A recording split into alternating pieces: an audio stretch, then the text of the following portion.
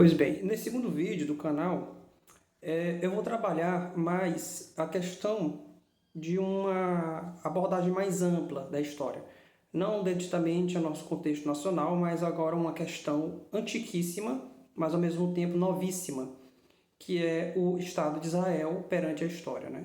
E após a história, digamos assim, o contexto atual que a gente vive, que não é propriamente uma história convencional, no tempo que a gente tem as mídias sociais, a internet, os veículos de imprensa modernos, altamente tecnológicos, que a gente já está passando da terceira revolução industrial e etc.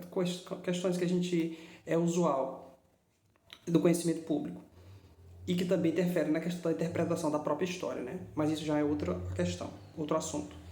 Pois bem, propriamente sobre o Estado de Israel, primeiramente deixar bem claro que essa minha abordagem ela é histórica, propriamente histórica, fenomenológica, se tratando da teleologia da história. O que é isso? A teleologia da história é uma vertente da teoria da filosofia da história que trabalha a interpretação histórica a partir dos elementos do conhecimento universal que foi acumulado ao longo de séculos e séculos até o nosso tempo presente.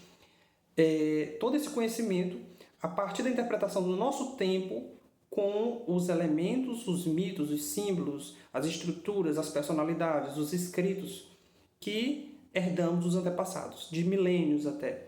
A teleologia, o sentido da história, o movimento e o processo histórico que vai se desenvolvendo, não propriamente um sentido exato, perfeito, que já é uma questão propriamente teológica, já entra no campo da teologia, nós vamos entrar também no mérito teológico, mas se deter também na história e na questão dos acontecimentos, dos significados, dos mitos fundantes, dos símbolos fundacionais de uma civilização.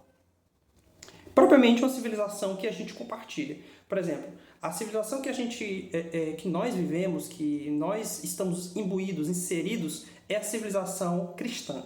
A civilização fundada pela Igreja Católica Apostólica Romana, no contexto mais propriamente dito do Ocidente, ao oeste do globo terrestre. Claro que existe o Oriente, com toda a sua complexidade, muito mais complexa que o Ocidente. Propriamente, nesse íntere que a gente precisa, e o que vocês, ouvintes, precisam saber, é que precisamos nos localizar no tempo e no espaço, na história, a partir de uma perspectiva não propriamente nossa só, mas também uma perspectiva que vai além da nossa. O que eu quero dizer com isso? Uma interpretação do Estado de Israel, propriamente dito, que na verdade é o produto final, vamos trabalhar a questão do povo israelita na história, propriamente dito, que é a melhor expressão, os israelitas, os descendentes de Abraão, Isaac e Jacó, propriamente dito, até os remanescentes atuais, obviamente. A gente precisamos trabalhar não uma interpretação hermenêutica histórica propriamente simplesmente cristã.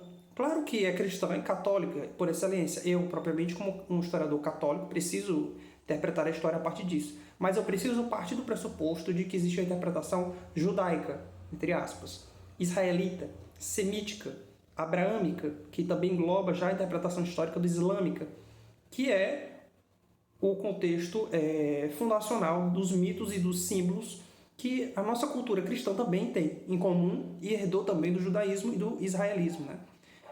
A religião de Israel, do povo escolhido, do Antigo Testamento, que a tradição cristã também é a sua continuadora.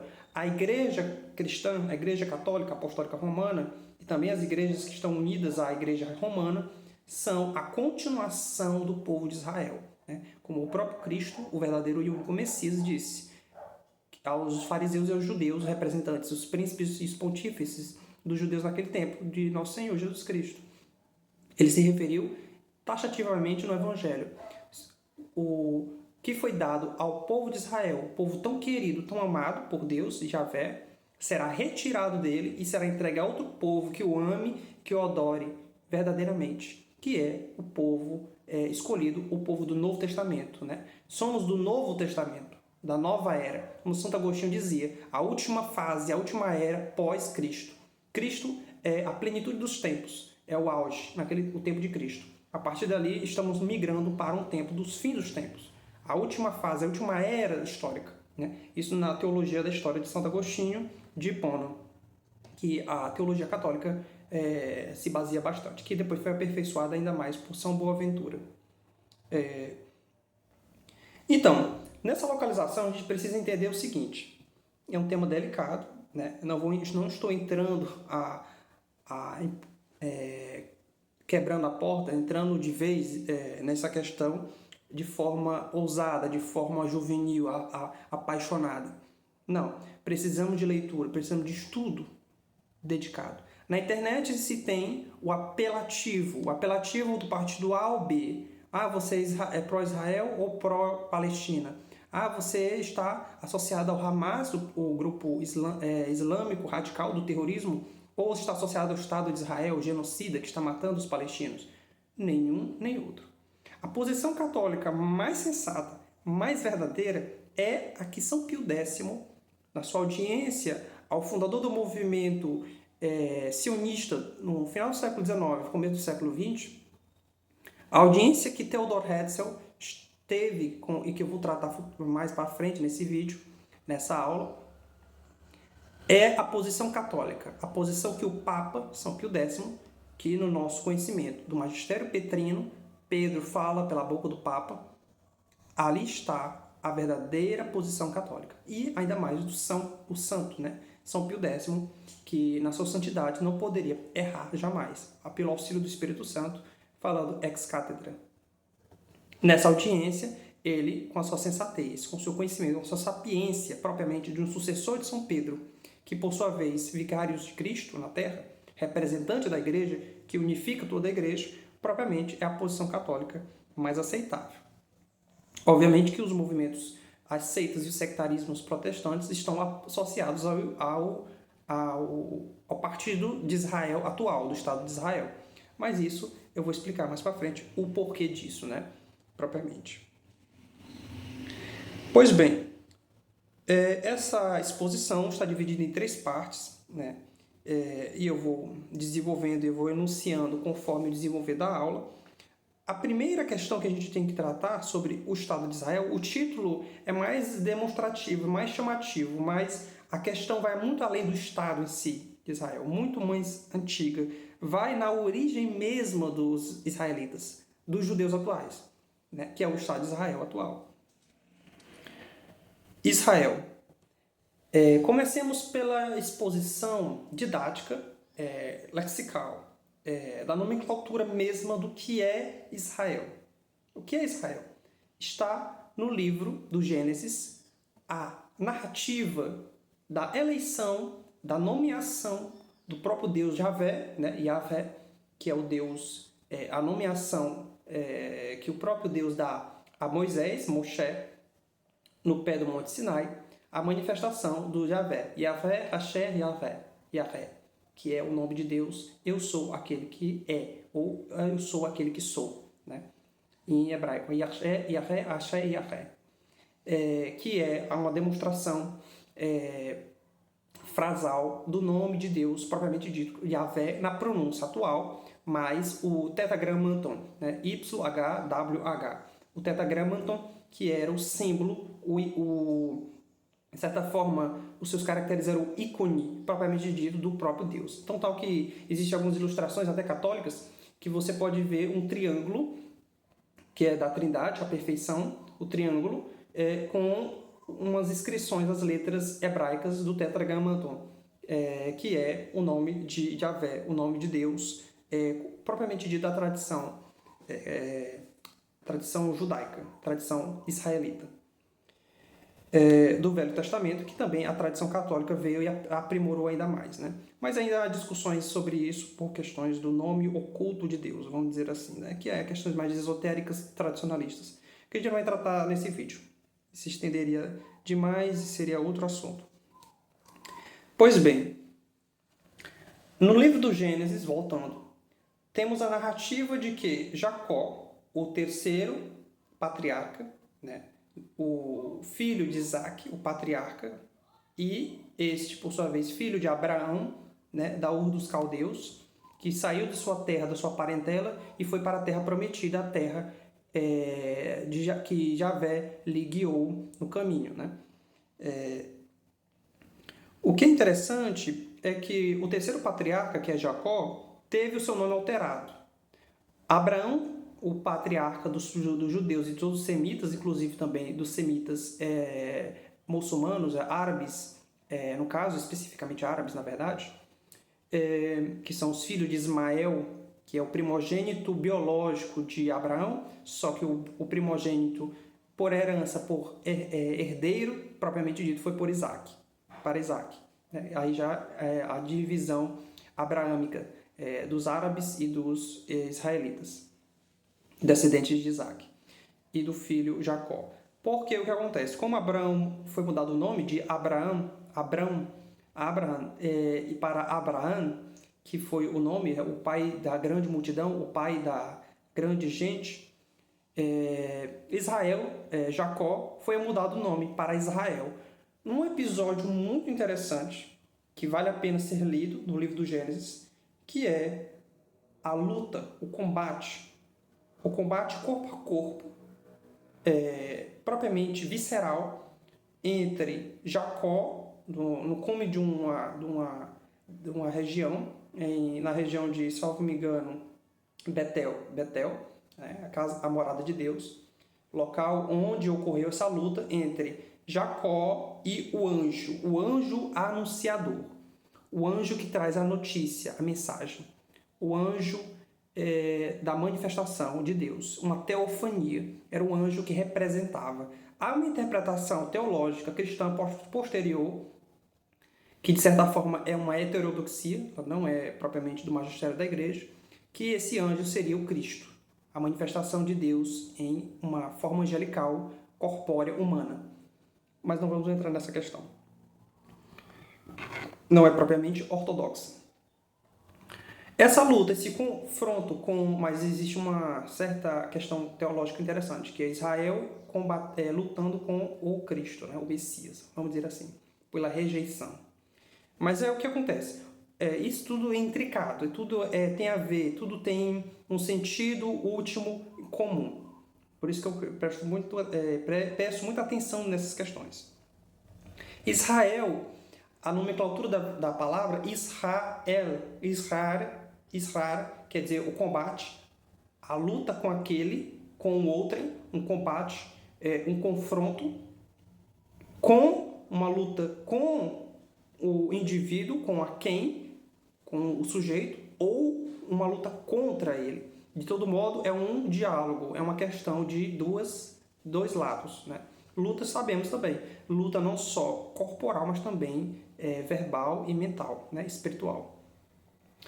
Com El, que é o termo usual utilizado para o substantivo, né? Do nome, o próprio nome, que é o verbo encarnado, na verdade. Posteriormente entenderemos isso na teologia católica. Mas El é Deus, aquele que é, ele, né? Aquele que é. Então, Israel, que é uma coisa que pouca gente conhece, né? Quem não estuda a Bíblia e também não estuda a teologia propriamente dita, tanto Antigo Testamento como Novo Testamento, tem que entender que Israel é aquele que luta com ou contra Deus. Então, a posição de relação com Deus, Yahvé, se determinaria a partir da posição de aproximação ou afastamento do povo de Israel, os descendentes de Jacó, né? A parentela de Jacó, a descendência de Jacó, né? Que posteriormente veremos na história judaica, que está toda narrada na própria Sagrada Escritura, né? O que acontece? Nessa questão, a gente já tem o mito fundante do povo de Israel. O mito, digamos, isso no sentido tradicional, não no sentido usual, vulgar. Mito como aquilo que funda, um fenômeno ou um acontecimento fundante que acontece na história, que é como se a história fosse um rio e uma pedra fosse jogada. E naquele momento, o movimento das águas mudassem. Nesse sentido que o mito fundacional ele vai gerar, né? Como no cristianismo, o próprio Cristo, a encarnação do próprio Verbo encarnado, a sua paixão e ressurreição é um mito fundacional do próprio cristianismo. No judaísmo a gente tem, antes de Moisés, da questão do decálogo, da manifestação de Deus, do nome de Deus no Monte Sinai, Antes disso, o povo de Israel, a identidade dele já estava dada lá em Betel com Jacó. A luta com o anjo da manifestação, da teofania, né? A manifestação de Deus. Por isso que o nome. Quando o anjo lutou com Jacó, ele não queria dar a bênção, mas Jacó estava insistindo. Nessa insistência, ele provou ser merecido. E aí foi dada a bênção, né? Então, que passou a noite toda lutando e antes da aurora, o anjo diz, preciso subir antes da aurora, antes do nascimento do sol. Quer dizer que nessa noite obscura da história, antes do nascimento do sol, da aurora, quer dizer, do Messias, o escolhido verdadeiro, que vai libertar a humanidade do pecado e do erro, da queda original, isso não é um sentido teológico mais avançado, a gente tem o quê? O combate do povo escolhido durante a noite escura da história. Isso eu já estou entrando no mérito teológico e da interpretação da história bem mais avançada. Mas Israel tem um nascimento aí. E esse povo de Israel vai ter uma missão. Ele vai continuar na história. Quer dizer o quê? A história do Novo Testamento. Do Antigo Testamento, corrigindo. Que vai desse ponto, desse momento, que vai ter também o auge na revelação de Javé para Moisés, né, com a questão do decálogo, dos 10 mandamentos, né, da lei natural. E posteriormente o desenvolvimento da história do povo de Israel, como povo escolhido, a questão da conquista da terra prometida, aquela região que hoje se chama, que posteriormente foi chamada de Palestina, a conquista do território, depois o tempo dos juízes, depois o tempo dos reis, com Saul, Davi, Salomão, depois a divisão dos reinos de Israel e Judá, e todo o processo, as dominações dos impérios, até séculos e séculos, mais de 2000 anos de história, até o advento do Cristo, o Messias verdadeiro, né? Aquele que nasceu da Virgem Maria, em Belém, descendente da estirpe de Davi, aquele que foi prometido, da descendência de Davi, do reino do rei Davi, né? Do rei de Judá, o rei dos judeus, né? Propriamente dito, aí já é uma questão interessante. Quem é o rei dos judeus? Nosso Senhor Jesus Cristo. E que eles precisam voltar ao Cristo, eles precisam voltar ao rei. Interessante essa questão. Ele foi rei dos judeus, mas também é rei do universo, claro, como a Igreja Católica prega. E ensina na sua doutrina revelada por Deus. Cristo é rei do universo, mas primeiro também foi rei dos judeus. Então é uma questão interessante que a gente precisa trabalhar. Essa íntima relação entre cristianismo e judaísmo. Judaísmo na sua versão moderna, posterior. E tem que se atentar bem a isso. A verdadeira identidade do povo israelita. Pois bem, aqui já entramos numa questão bem mais interessante. Qual a verdadeira identidade do povo israelita? É a descendência de Jacó. E essa herança, essa bênção que ele recebeu de Deus. Como a partir daquela descendência de Abraão, Isaac e Jacó, sairia o povo escolhido. O povo, no sentido de que seriam os descendentes por sangue, por herança, por legado. Aqueles que estavam intimamente ligados a Jacó, que se tornou Israel. Por isso que o anjo, após a luta, dá o nome de Israel a ele. Aquele que luta contra, no termo próprio da expressão, Israel. Então, Israel é uma manifestação do nome de Jacó, posteriormente, né? Por isso que se tornou o Deus de Abraão, Isaac e Israel, e o Deus de Israel, que o povo, os descendentes, por sangue, iriam herdar posteriormente. A verdadeira identidade do povo israelita está aí. Só que acontece, ao longo desses mais de 2000 anos, do tempo de Jacó, de Israel, até o tempo da identidade do povo original, que anteriormente, na verdade, era chamado de hebreu, por causa de Hebron, porque Abraão residiu em Hebron, próximo aos carvalhos de Mamre, então, da terra prometida, atual, que era a região de Canaã, Canaã dos cananeus, né? Então, e a diversidade de povos que existiam ali, que foram praticamente todos liquidados com as batalhas, as guerras de conquista de Josué, posterior a Moisés. Mas a denominação original deles eram hebreus, tão tal que no Egito eram denominados como hebreus, né? Filhos de Abraão, Isaac e Jacó. e teve a questão do cativeiro do Egito, né? Dos mais de 400 anos de escravidão no Egito. E a partir dali começa a história do povo como identidade, com a libertação do povo sob a liderança de Moisés, né? O grande profeta do judaísmo. Mas a identidade do povo de Israel depois aflorou com a questão da identidade nacional. Mas não nacional no termo atual, moderno. Não vamos entrar nessa questão. Mas provavelmente da pátria, a pátria, do pater. Propriamente do reino de Israel. O reino, a identidade. Aquilo que unificou. Depois da crise dos juízes, dos diversos juízes e dos conflitos internos entre as tribos de Israel, dos descendentes de Israel, houve uma unificação sobre o monarca, o líder, né? O monarca, aquele da descendência, que propriamente se encarnou na pessoa de Davi, né? De David, que foi o David, filho de Jessé, da estirpe de Jessé, que ali posteriormente viria a promessa do Messias, a partir dali, com os profetas que vieram evidenciar isso, né? Particularmente o profeta Isaías, né? O grande profeta do Messias. O que acontece? A identidade do povo de Israel foi modificando-se com o tempo. Por quê? Ela está intimamente ligada não só à religião, propriamente dita do judaísmo, ligada à lei, ligada aos profetas, mas também ao sangue. A própria identidade do israelita era ligada ao sangue, era descendente direto e dos filhos de Jacó, de Israel, das 12 tribos. Aí é interessante já notarmos isso. O povo de Israel estava unificado no reino, depois, posteriormente, ele foi dividido em norte e sul, né? O reino de Israel e o reino de Judá. Isso passou alguns séculos. Só que a identidade propriamente dita de cada tribo, das 12 tribos, filhos de Israel, continuaram muito fixas. Hora ou outra com alguma rebelião, a questão de identidade, de separatismo, etc. Que eu não vou entrar no mérito histórico específico. Que depois a gente vai ver com a Guerra dos Macabeus, posteriormente, um século antes da vinda de Cristo. Antes de Cristo. Que é narrado no livro do Flávio Josefo, inclusive, História Judaica, Antiguidades Judaicas. É narrado muito bem. E no livro dos Macabeus, obviamente, dos deuterocanônicos, o Macabeus 1 e 2. Pois bem, essa evolução aconteceu o seguinte: com o cativeiro da Babilônia, propriamente dito, mais ou menos séculos 6 e 7, mais ou menos, antes de Cristo. Não exatamente, não me recordo exatamente a data.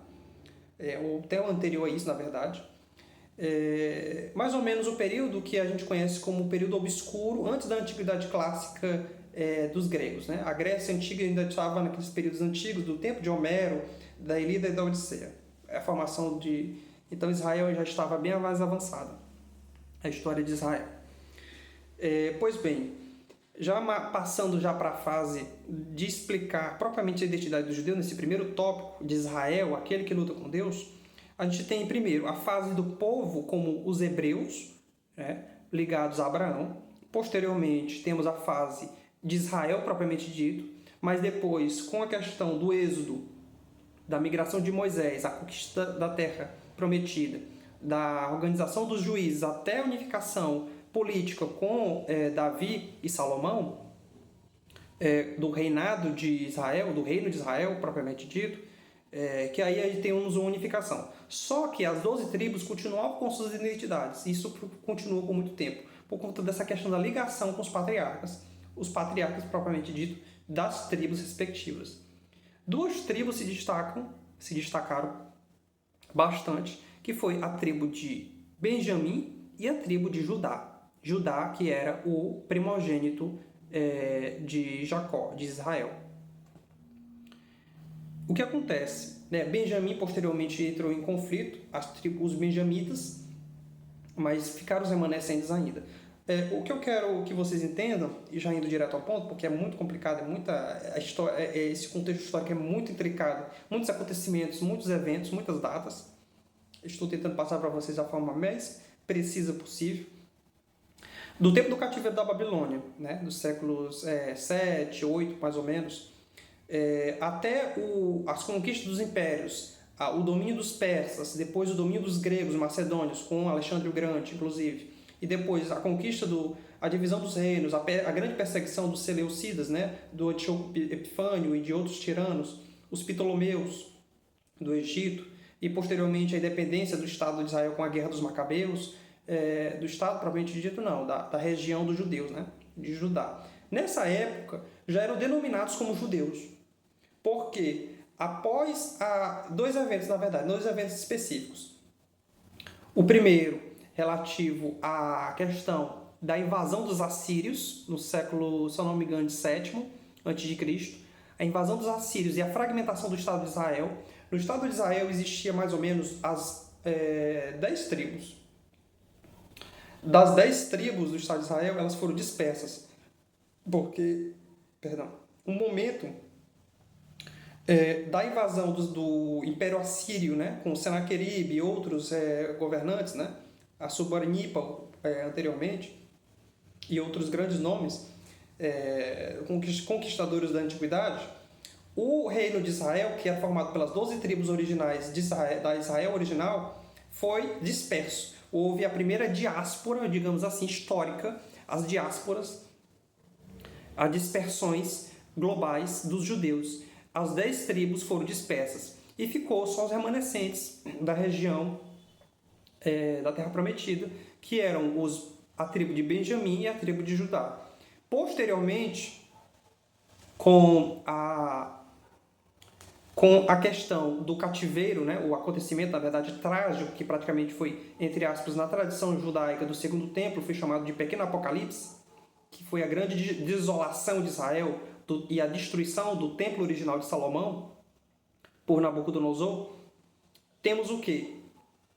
A dispersão das duas últimas tribos remanescentes, que eram os benjamitas, que eram em menor número, e a maior, que era a mais dominante, a mais poderosa, que era realmente a descendência mais direta, os judeus de Judá, da tribo de Judá, que era o reino de Judá, que tinha aquela descendência direta de Salomão e de Davi, da linhagem davídica, que foi remanescendo, ela foi se fragmentando até praticamente ficar marginal, se perder totalmente a credibilidade, até termos a família de Nazaré, de José e de Maria, descendentes da estirpe de Davi, que eram praticamente desconhecidos, eram pessoas qualquer. Você vê o nível de dissolução da questão da identidade monárquica, real, régia, espiritual, propriamente do povo de Israel.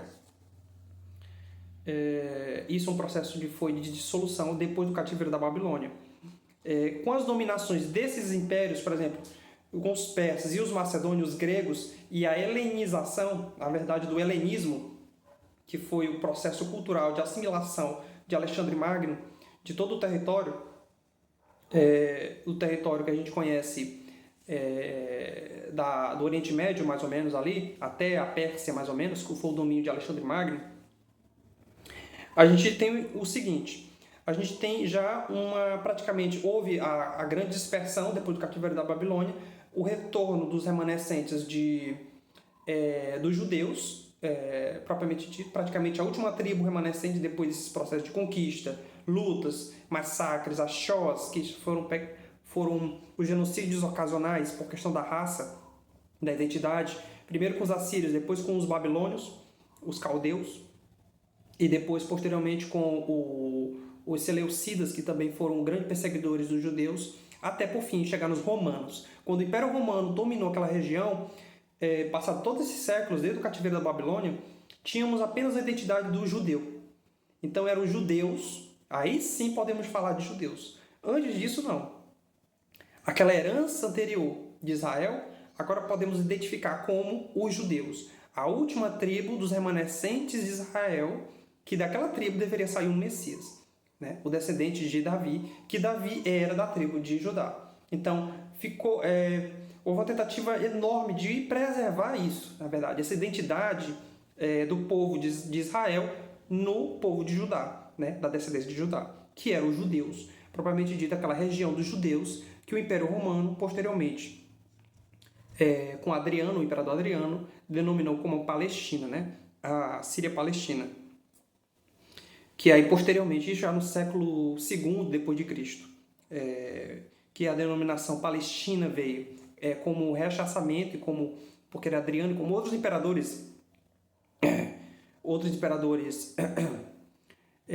romanos, não antissemita, esse termo é bem posterior, moderno, seria anacronismo dizer isso, mas eram avessos aos judeus por conta da questão da grande influência e das crises constantes, praticamente ininterruptas, naquela região dos judeus.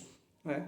Era a província mais problemática, mais complicada de gerenciar do Império Romano, por isso que foi tão duramente até Vespasiano e Tito, o general e depois o imperador Tito, a destruição de Jerusalém e a destruição do segundo templo, né? O templo que nosso Senhor Jesus Cristo adentrou. A destruição do segundo templo liquidou o culto antigo de Israel, que já não existia muito bem. A questão dos sacrifícios já tinha se modificado. Depois do na questão da tradição do segundo templo, os escritos posteriores dos deuterocanônicos, a questão da tradição dos rabinos, dos fariseus, aí depois veio os partidos e o sectarismo dos fariseus, os saduceus, os essênios, isso tudo posteriormente. Isso foi uma fragmentação, uma dissolução do povo de Israel nos judeus. E os judeus posteriormente se corromperam ainda mais. O helenismo, o latinismo com a cultura romana, na questão de apenas serem meros servos de César, né? Como proferiram justamente na condenação de nosso Senhor Jesus Cristo. Somos amigos de César, servimos apenas temos o único rei César, né? Aí já foi a grande condenação dos judeus naquele tempo, no julgamento de Nosso Senhor da Páscoa. Pois bem, já fechando essa questão, que é muito delicada, levaria o vídeo inteiro, a aula inteira para explicar esse assunto. Já estamos na nossa época, no nosso tempo histórico, o tempo cristão, propriamente dito, que a Igreja Católica vai fomentar, vai construir aos poucos, com as heranças do mundo antigo, judaicas, do povo de Israel, da própria Sagrada Escrituras, da tradição grega, filosófica, da cultura grega, da alta cultura grega, que foi a mais elevada intelectualmente, e também da política, da estrutura jurídica e administrativa do Império Romano. Essa união foi a construção que a Igreja Católica, os cristãos foram cada vez mais evangelizando os povos do Império Romano e foi construindo-se a imensidão que a Igreja Católica se tornou. Oriente e Ocidente, não esqueçamos disso. A Igreja Católica era universal, era católica no estrito senso da palavra. Era o Ocidente e o Oriente. Posteriormente, aconteceu a questão dos cismas dos orientais, os diversos cismas, além do grande cisma de 1054. Pois bem, então encerrando essa questão, a gente tem o quê? E já fechando com a citação do episódio da destruição do Templo de Israel, né? O Templo de Jerusalém, na verdade. O Templo de Jerusalém, no ano 70 d.C., foi destruído pelas tropas, as legiões romanas, lideradas pelo general Tito, né? Filho do imperador Vespasiano, que posteriormente Tito se tornou sucedeu o pai como imperador romano. Nessa época, né, e Tito é tido como das três piores figuras, depois eu vou falar disso. Tito é tido como as três piores figuras da história dos judeus, porque foi o autor da destruição do segundo templo de Jerusalém, no ano 70 d.C., que foi profetizado pelo próprio Cristo quando disse que não ficaria pedra sobre pedra ali. Já na questão da destruição do templo de Jerusalém, podem consultar facilmente na obra O Clássico e a melhor recomendação para entender essa época, que é o livro Guerra dos Judeus, do historiador judeu, mas também romano, que tinha cultura romana, erudita, que era Flávio Joséfos. O seu livro Guerra dos Judeus narra de forma magistral e primordial a destruição do Templo de Jerusalém e a grande crise depois com as guerras judaicas contra os romanos no grande cerco de Jerusalém, a revolta de Bar Coqueba, até o cerco de Massada, que foi a grande e última liquidação da resistência judaica na região da Palestina, que foi chamada Síria-Palestina, como eu já disse anteriormente. Pois bem, No segundo tópico desse vídeo, eu quero tratar com vocês sobre a verdadeira identidade, quer dizer, já falei disso, da questão da verdadeira identidade, que os judeus, eles estavam agora dispersos pelo mundo inteiro. Sabemos que depois da destruição do Templo de Jerusalém, aconteceu a diáspora, maior de todas, na verdade, a dispersão do último povo remanescente da antiga Israel. Como eu disse, as 10 tribos, depois os benjamitas também se dispersaram, se perderam na história e se misturaram com outros povos, inclusive, tão tal que no contexto do tempo de Nosso Senhor Jesus Cristo, quando ele estava na terra, existia a disputa entre os judeus, que se diziam autênticos descendentes de Israel, e os samaritanos, que eram o quê? Os remanescentes dessas tribos dispersas que depois voltaram, só que estavam totalmente miscigenados com outros povos semíticos orientais, descendentes de Sem. Deixamos destacado isso. Semita não é só judeu, é os descendentes de Sem, filho primogênito de Noé, que gera a descendência dos semitas. Semitas são todos os povos que migraram para aquém da Mesopotâmia, daquela região do Oriente Médio, para o Oriente, até o Extremo Oriente, são semitas. Em outras palavras, nos extremos, semita é chinês, japonês, indiano, todo esse povo. Então, por isso que o termo antissemitismo é muito defeituoso, anacrônico, não tem respaldo histórico e é muito fraco. A questão de antissemitismo. Se fosse antijudaísmo, poderia até ir, mas antissemitismo não tem nenhum respaldo. Porque também tem que se levar em conta os três filhos de Noé, Sem, Cã e Jafé, dos povos indo-europeus do norte, e Cã, os povos da região do Canaã até a África, né? Os povos africanos, de toda a grande quantidade de povos africanos. Então, a gente precisa identificar quem é quem na história. A gente não pode ficar, ouvi falar, não sei o quê, dos semitas, antissemitismo, do povo judeu, blá blá blá, o povo de Israel, o Estado de Israel. São termos e expressões que as pessoas apenas vomitam na internet, mas não sabem a origem, não estudaram propriamente a origem da história.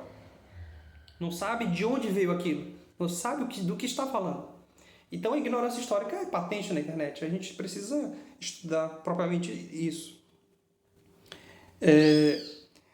No segundo tópico, depois da diáspora, como eu disse, né, historicamente falando já, depois da diáspora, da dispersão dos judeus, que era o povo remanescente de Israel, depois da dispersão do ano 70 depois de Cristo, depois no século II, 145 até mais ou menos 138 depois de Cristo, 138 a 145, corrigindo, tivemos a dispersão, né, com aquelas guerras judaicas posteriores com o Império Romano, e o Império Romano chegou e liquidou com sua força, claro, obviamente, incomparável com a resistência judaica, que mais persistiu por muito tempo, até depois do primeiro século, até o segundo século, depois de Cristo.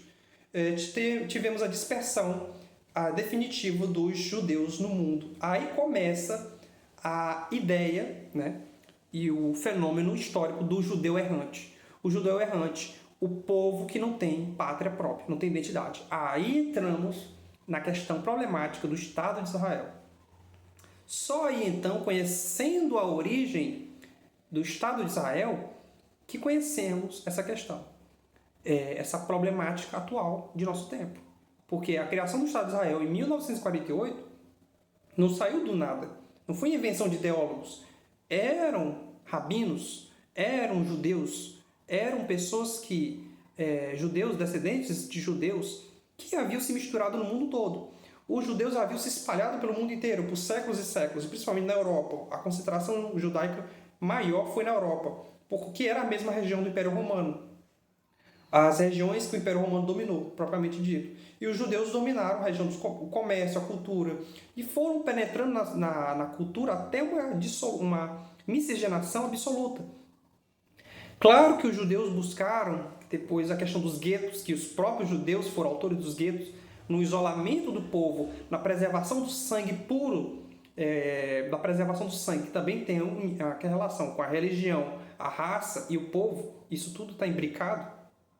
Então não se pode dissociar uma coisa da outra. Se era judeu praticando a religião, tinha sangue, ascendência judaica, e se realmente queria fazer parte da comunidade. Então se isolava daquela comunidade geral cristã, que era tida por uma idólatra, a pagã dos gentios, e se isolava nos guetos. Então os guetos são uma construção, uma formação propriamente judaica, da própria religião, da própria intenção dos judeus, de formar pequenos e micros estados, formações, né? Estados entre aspas, dentro dos reinos cristãos, propriamente dito. Isso já estou falando da Idade Média. E a grande concentração de judeus na Idade Média foram dois locais. No Ocidente, digamos assim, já. No Oriente também. Comunidades judaicas se espalharam pelo mundo todo, né? Desde a Etiópia até os Montes Urais, na região dos Cazares, na Rússia, até o Extremo Oriente, até as comunidades judaicas que existiram na China, no Império Chinês. Então é uma questão bem ampla, não é propriamente exclusivamente ocidental. Mas no contexto ocidental nosso, propriamente dito, temos que trabalhar a questão do que os judeus tinham dois locais predominantemente e de muita força católica, que era o Sacro Império Romano Germânico, que os judeus se acomodaram porque, por conta da complexa tessitura e formação do Sacro Império Romano Germânico, os judeus se acomodaram muito facilmente àquele contexto, conseguiram formar suas comunidades separadas. Claro que depois aconteceram os problemas dos pogroms, né? Mas isso já é outra questão. Que é a questão do judeu errante, a questão da identidade do povo judeu e a questão do Cristo, o Messias, a rejeição do Cristo, que é uma questão cultural posterior, que acontecia os pogroms e a Santa Inquisição, o Tribunal do Santo Ofício, fazia o exame, o estudo apurado para saber e para eliminar essa questão dos pogroms, que eram os massacres feitos deliberadamente. Que aí a Santa Inquisição processava cristãos que estavam se associando aos judeus, que queriam misturar a doutrina católica com o judaísmo, e a doutrina judaica nesse tempo da Idade Média não era propriamente o judaísmo antigo de Moisés, da lei dos profetas, não. Era o cabalismo, eram as doutrinas herméticas, eram o talmudismo, os talmudes dos fariseus, que posteriormente os rabinos talmudistas disseminaram em toda a Idade Média, da Baixa Idade Média, naquela região ali mais ou menos da Espanha, dos Pirineus, até o Languedoc, do Roussillon, do sul da França, passando pela Itália até a região do Danúbio e também da região posterior ao Danúbio, que a gente tem ali até a Saxônia, mais ou menos, a República Tcheca atual. Aquela região que a gente tem no centro da Europa, que a gente teve mais penetração, até o extremo, né? A Romênia e chegando até a Rússia. Pois bem, essa conexão judaica que foi se construindo, que propriamente nessa região se construiu a identidade judaica posterior dos seguidores do Talmud, da Cabala, sociedades secretas judaicas que foram se formando ao longo da Idade Média até a Idade Moderna, e também a construção da identidade judaica, que foi uma construção muito delicada e fragmentária, não teve uma continuidade propriamente dito durante esse período. Então, e só veremos uma identidade judaica unificada em pensar em um Estado, numa terra dos judeus, num Estado judeu, que una todos esses judeus que se dispersaram desde o tempo do Império Romano, no século XIX, com o sionismo. O sionismo é um advento muito posterior, que traz um problema muito antigo, mas também muito novo, dentro do contexto histórico moderno, na questão do Estado-nação, da identidade de raça, da questão da religião propriamente dita, e etc., né? Que eram questões muito patentes no século XIX, e depois no século XX ganhou mais força ainda o sionismo, até o seu fim último, que foi a criação do Estado de Israel, em 1948. E, desenvolvendo mais, o que a gente tem? Um problema, um dilema, que eu não vou entrar muito, porque ele é muito mais complexo. Se eu for trabalhar ele de forma muito delicada, muito mais aprofundada, levará muito mais horas. Mas a gente tem o quê? E eu vou já citar uma referência muito interessante aqui para respaldar isso. Essa questão do Estado de Israel, que é uma invenção propriamente artificial do século XIX, com o movimento sionista liderado pelo Theodor Herzl e outros rabinos e grandes líderes do sionismo posteriormente, adentrando o século XX, dentro do contexto propriamente da Europa, que a gente tem a Primeira e Segunda Guerra Mundial, que também entra aí, que já é um tema bem delicado, e a questão judaica, ela se amplia mais ainda. A questão judaica seria o quê? A questão de que existe um povo que quer se separar a parte da religião majoritária cristã, que tem uma identidade de raça separada e que muitas vezes entra em atrito e confronto com a civilização cristã. A questão judaica ocorreu em todos os estados-nações cristãos, que foram posteriores aos reinos católicos. Isso já na Idade Moderna, os estados-nações tiveram o problema da questão judaica. Inglaterra, França, na Espanha, na Itália, na Alemanha, posteriormente na unificação alemã. Então, que Karl Marx, inclusive, como um judeu alemão, vai trabalhar num livro chamado Questão Judaica, muito interessante, que eu recomendo a leitura, para conhecer mais essa questão. Que lá ele deixa bem patente isso, né? Porque Karl Marx já era, na verdade, uma linhagem de judeus degenerados já no século XIX, que o rabino Marvin Altman trata no seu livro The Eliminates the Opiates, a eliminação do ópio, que Karl Marx chama a religião o ópio do povo, que, propriamente dito, a religião dos judeus, que o cristianismo em geral e outras religiões são todas da mesma vertente. São religiões do mesmo gênero. Então, temos o seguinte, essa degeneração do Karl Marx, só para deixar citado, ele é da vertente materialista, do gnosticismo e do messianismo judaico, do sabataísmo, que é a degeneração materialista mais radical do judaísmo. Sobre esse dilema da questão judaica, a gente tem um problema teológico mais imbricado, que é o quê? A antítese do Messias. O Messias cristão é o próprio Cristo, Jesus Cristo, que é o autêntico Messias reconhecido pela Igreja e pelo todo o cristianismo, seja católico, ortodoxo ou protestante. Mas temos o Messias judeu, que não veio ainda. O Messias, o enviado de Deus, que vai guiar o povo de Israel.